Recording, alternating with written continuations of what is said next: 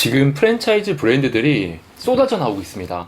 안녕하세요, 장백TV입니다. 오늘은 프랜차이즈 브랜드의 M&A에 관한 브랜드 매각에 대해서 좀 이야기를 좀 해보려고 해요. 2019년도에 시작된 코로나가 생각보다 너무 장기적으로 가고 있죠. 그러다 보니까 여러 기업들이 굉장히 힘들어지는 상황이 이어지고 있습니다. 그 중에서도 외식 프랜차이즈, 작은 테이크아웃 브랜드보다는 중대형의 레스토랑 형식의 브랜드들이 더 큰 위기를 맞고 있어요. 프랜차이즈 브랜드들은 장기간 정체되어 있는 상황을 이겨내기가 정말 힘듭니다. 프랜차이즈 브랜드의 본부들은 지금 하나 둘 브랜드를 매각하기 위해서 나서고 있어요. 그런데 프랜차이즈 브랜드의 M&A를 진행을 하는 제 입장에서는 조금 안타까운 부분들이 있습니다. 다시 말씀드리면 브랜드 매각을 생각하는 입장에서는 현실적으로 생각 못하는 부분들이 몇 가지가 있더라고요. 그래서 오늘은 이런 브랜드의 M&A 또는 매각을 위해서 알아야 할 내용들 몇 가지를 소개시켜 드리려고 합니다. 자, 첫 번째로는 매출보다는 이익이다. 자, 어떤 말씀이냐면 내가 내 브랜드를 매각하기 위해서 여러 가지 설명을 하지 않겠습니까? 그런데 실제로 매수를 하려는 입장에서는, 살려고 하는 입장에서는 바라보는 관점이 좀 달라요. 올해 매출이 50억이다, 100억이다, 매출보다는 이익에 더 관심이 많습니다. 다시 말씀드리면 100억 매출에 연 당기순이익이 5억인 회사와 연 매출 50억에 당기순이익이 10억인 회사 중에서 매출보다는 당기순이익에 훨씬 더 관심을 많이 가지고 있죠. 그 이유는 뭐냐면 프랜차이즈 사업 같은 경우는 먼 미래를 보지 않아요. 미래적 가치를 그렇게 비중 있게 생각하지 않습니다. 당장 올해 투자한 금액에 대해서 어느 정도의 이익을 낼 수가 있느냐, 내년은 어느 정도의 이익이 날 수가 있느냐를 보기 때문에 미래 가치보다는 현재 단기 순이익에 대해서 더 중요하게 생각한다는 점 아셔야 되고요. 두 번째로는 앞으로의 계획보다는 과거의 기록이 더 중요합니다. 다시 말씀드리면 우리가 M&A를 하거나 브랜드 매각을 할 때 또는 투자 유치를 할 때 사업 계획에 대해서 이야기 많이 하잖아요. 내년에는 기대 매출이 어느 정도 되고 내후년에는 어느 정도 기대 매출이 된다. 그리고 이러이러한 사업 계획을 준비를 하고 있고 이러이러한 프로젝트를 계획을 하고 있다. 이런 것보다는 과거는 어떻게 해왔는지에 대해서 훨씬 더 중요하게 생각을 합니다. 3년 전, 2년 전, 1년 전의 매출의 추이, 영업이익의 추이, 이 부분이 훨씬 더 중요하지 내년의 나의 계획, 내년의 우리 브랜드의 계획에 대해서는 사실 크게 관심이 없어요. 이 부분이 또 중요합니다.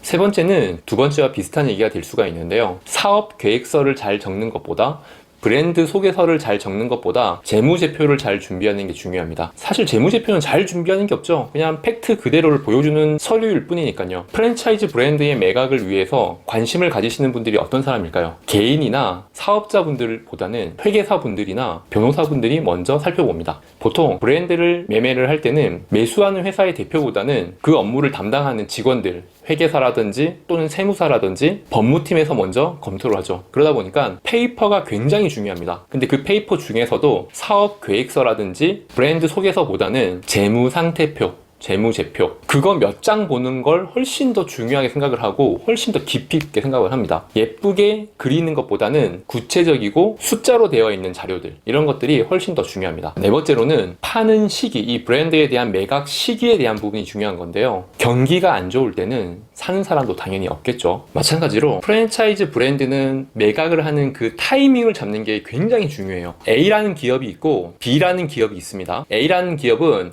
연매출 100억에 당기순이익 5억입니다. B라는 기업도 연매출 100억에 당기순이익이 5억인데 하나의 기업은 매각금액이 30억, 하나의 기업은 매각금액이 5억인 거예요. 아니, 매출도 똑같고 당기순이익도 똑같은데 어떻게 그 두 개의 기업의 가치는 이렇게나 차이가 날까요? 그것은 바로 매각 타이밍을 잘못 잡아서 그런데 이렇게 말씀드리면 아마 이해가 가실 거예요. 하나의 기업은 올해 매출이 100억인데 작년에 매출은 50억이었고 재작년에 매출은 30억이었어요. 30억, 50억, 100억이 되었던 그 기업은 내년 매출은 어느 정도로 예상을 할까요?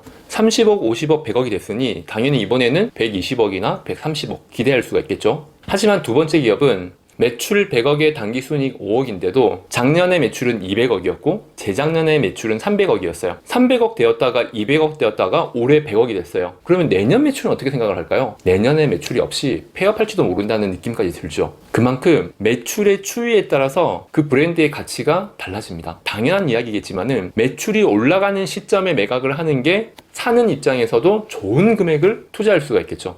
계속 떨어지는 매출일 때 이 브랜드를 매각한다고 한다면 당연히 좋은 금액을 예상하기가 힘듭니다. 그렇기 때문에 현재 매출은 같다고 하더라도 과거의 흐름과 내년의 매출, 내년의 예상 매출에 따라서 이 브랜드의 가치는 달라지는 거예요. 마지막으로 5번째, 이 브랜드를 매각을 하기 위해서는 내가 매각을 누구한테 할 것인가에 대해서도 고민을 하셔야 돼요. 그 매각 대상에 대해서 고민을 하셔야 되는데, 아까 말씀드렸다시피 우리 회사가 승승장구하고 있을 때 매각 타이밍을 잡을 때와 우리 회사가 점점점 어려워서 정리를 해야 되는 시점에 매각 타이밍을 잡는 것 다르다고 말씀을 드렸잖아요.